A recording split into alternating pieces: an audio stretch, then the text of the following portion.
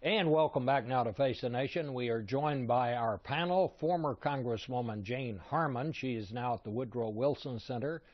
Former Senator Joe Lieberman, who is heading up a new anti-terrorism group called the Counter-Extremism Project. CBS contributor Mike Morrell, formerly #2 at the CIA, along with Robert Kagan of the Brookings Institution. Welcome to you all. Well, Samantha Power says that other nations have agreed to participate in airstrikes into Syria. Any guesses as to who that would be? And I would take that as good news in a week when there hasn't been much, Jane. Well, France is one. The UAE, I think, is two. And I think some other groups from the neighborhood would be very welcome there. But the challenge is who will be on the ground? That's the murky piece of this. As you covered in the last segment with Dianne Feinstein and Mike Rogers, there are several groups on the ground that could harm us. And if the al-Nusra group, now called or now part of a Khorasan group affiliated with the Taliban, affiliates with the bomb makers in Yemen and then gets some foreign fighters, I know this is really complicated, that group could harm the U.S. even sooner than ISIL. So we have to be very careful on the ground, and we need Muslim boots on the ground, and I haven't seen anybody sign up yet. I think the French said they would go only into Iraq with their airstrikes. I think that's true. But otherwise, well, I think you Syria is the harder problem. Yeah. And if we're going to push back ISIL by air, somebody has to hold the ground, and we're training up some moderate Syrians, but that's a long, slow process. Yeah, and that you're absolutely right. Who are going to be the troops that go in on the ground? Yeah, let me just get back to the air for a minute, because, you know, it's about 11 days since the president went before the nation, essentially declared war against ISIS. I thought it was an excellent speech. Said he would go into Syria to follow them to their havens. I think it's very important that we strike ISIS from the air in Syria quickly, because in the midst of all the conversation about will there be ground troops or not, I think people in the region and maybe elsewhere are beginning to question whether there'll be American follow-through on the speech that the president made. So it would be great to have allies with us when we strike the terrorists in Syria, but it's not worth waiting much longer. I hope those airstrikes come against ISIS in Syria very soon. And Bob, it's very important that the countries who join us, that some of those be Arab countries. And I think Jane is right. We're going to see that. The reason it's important is so that we don't play to the ISIS and al-Nusra narrative that it's Christians killing Muslims. It's very important to have those Arab countries with us.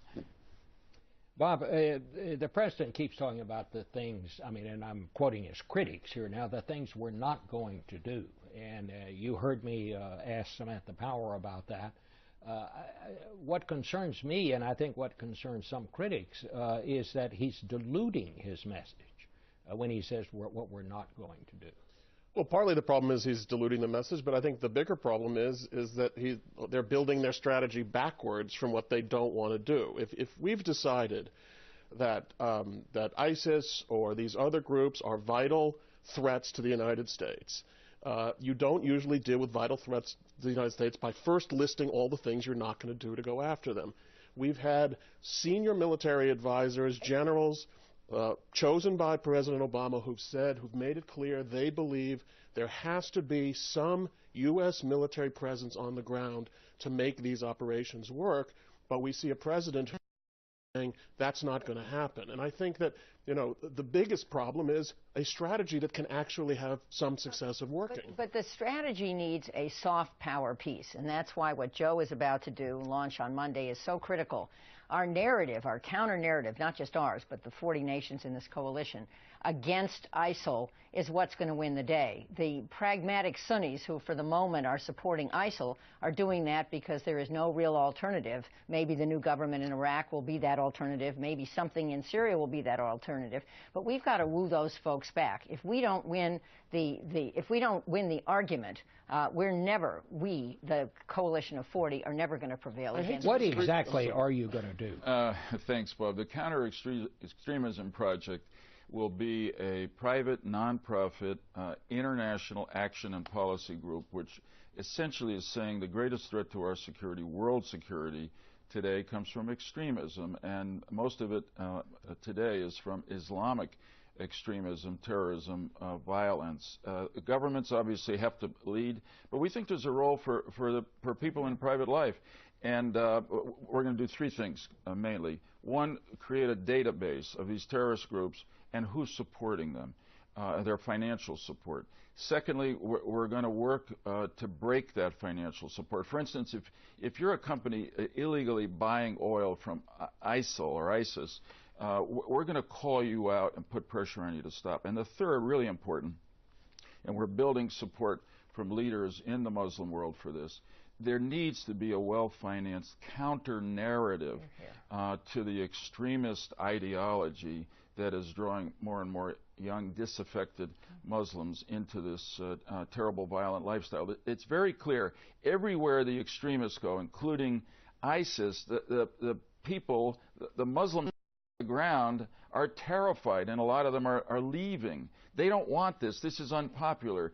But if the rest of the world sits back and doesn't provide a counter-narrative to this violence, they'll leave, and the extremists, with all their brutality, will dominate more and more of the world. We can't let that happen. Bob, you were just about to say. Well, I was going to say, first of all, that's critically important, and I'm really glad Senator Lieberman's taking this task on. It's important, and of course, soft power is important, but we are kidding ourselves if we don't understand at the end of the day the people we're fighting about don't care about soft power, they don't care about the international economy, they are using force to accomplish their objectives. I think in America these days we have somehow told ourselves that there are a lot of ways of dealing with these problems other than hard power. Vladimir Putin cares about hard power, ISIS cares about hard power, and in order even to accomplish these soft power objectives, you have to prove that you are also willing to fight them on the ground and defeat them. That's how you will get allies. So two more things on the hard power side. One is I agree 100% with Jane that we have to find a way to get troops on the ground guiding and assisting the moderate opposition in Syria. That is the only way they're going to be effective. That either has to be the U.S. or it has to be other countries, hopefully Arab countries, but somebody's got to do that. And then over the longer term, there has to be a capacity building program in all of these countries that face Islamic extremists. And that capacity building program has to focus on intelligence, it has to focus on law enforcement, it has to focus on military, and it has to focus on rule of law. But what do we do about Assad?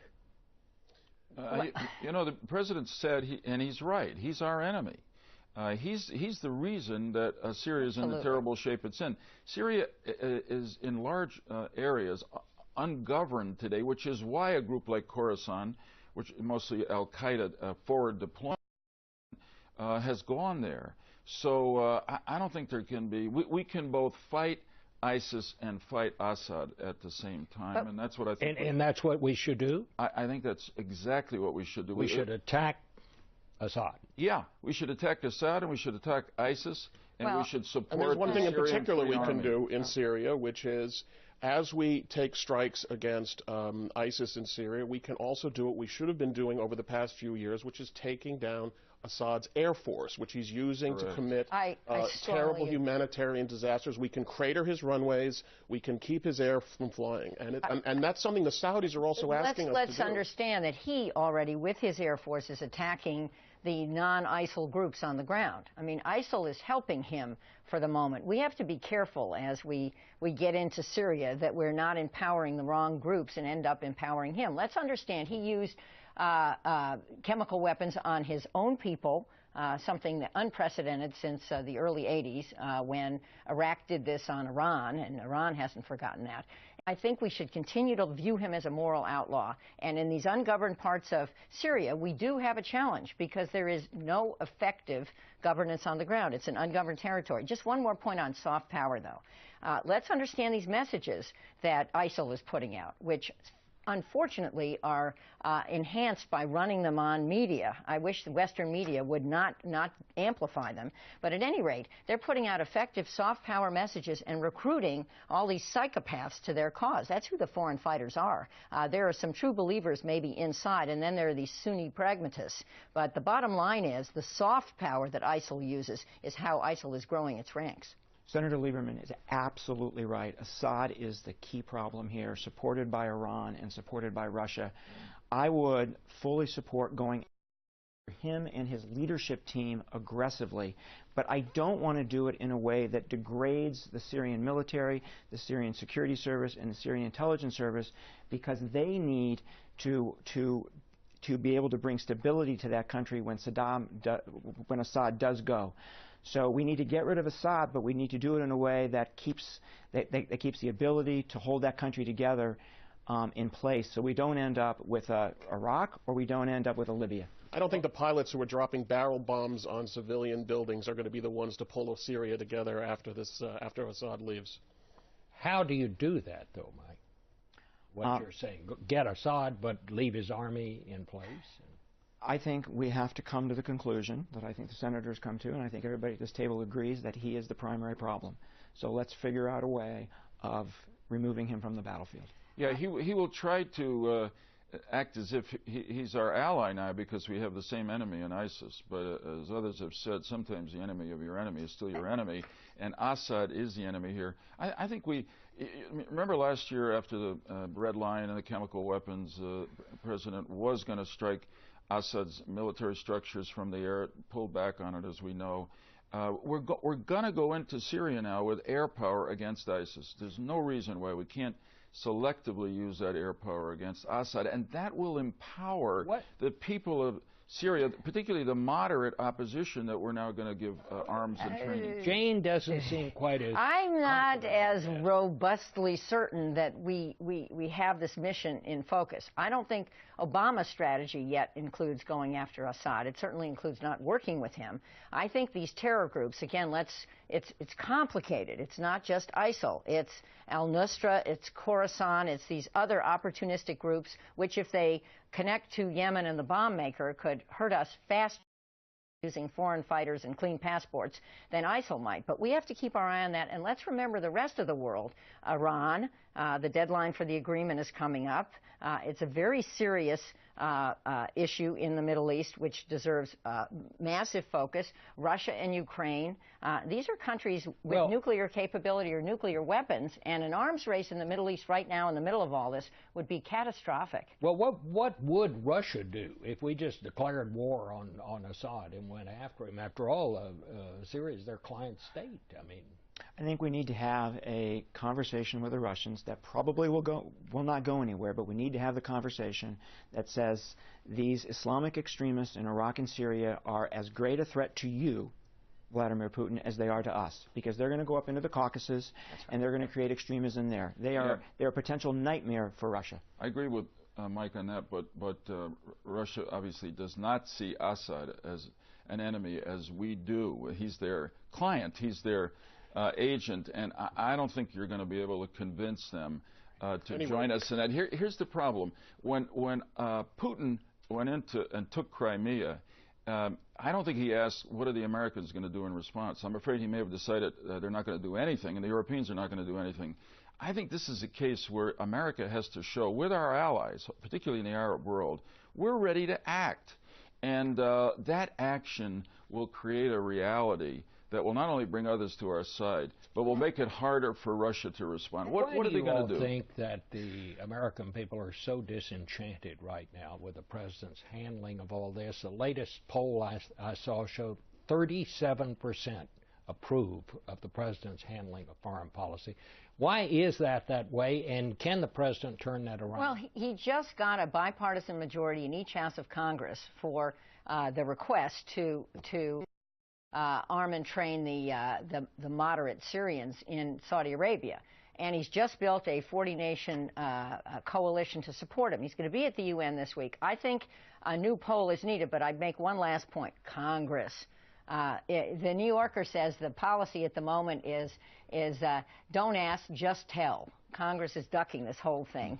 And I think that's totally irresponsible. The American people's voice is Congress. There needs to be a special session before or after the election and a debate and review of what our comprehensive strategy is. Bob, your question is, your question is a really good one because, look, I think the public began to lose confidence in the president on foreign policy because they didn't feel he was leading, and for a while they were happy with that because they wanted to stay out of problems. But then Russia, ISIS, Iraq, the whole combination has scared people. Now, I thought that the president's speech to the nation about a week and a half ago was going to turn that around, and I'm afraid it didn't, because there were too many of what you talked about before. Not just what we're going to do to protect you, Mr. and Mrs. America, but here's what we're not going to do. And that, I don't think that was particularly reassuring to the American people, and it was reassuring to our enemies over there. So that's why I say, Mr. President, order the U.S. Air Force to begin striking ISIS, at least in Syria right now, and stop saying what we're not going to do. Let the enemy worry about that. Okay. Henry Stimson had a great line. He said, a president can't ask the American people to tell him in advance if they would follow him if he decided to lead. All right. I think we're going to let it stop right there. We'll be right back. Thank all of you very much. We'll be right back with an update on the Ebola epidemic in